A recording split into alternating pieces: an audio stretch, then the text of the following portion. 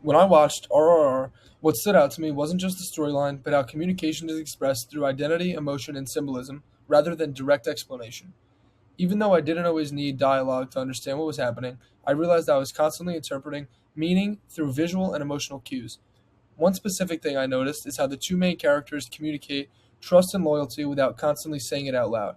For example, when they first form their bond, a lot of their connection is built through actions, saving each other, sharing moments of risk, and standing together in tense situations.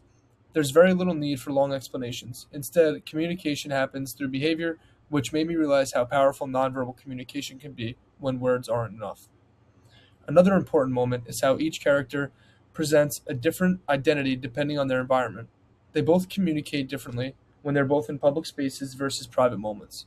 In public, their behavior is controlled and strategic, but in private, their emotions are true. Their emotions and true intentions are more visible. That contrast made me think about how communication is often situational. People adjust how they express themselves depending on who is watching and what is at stake.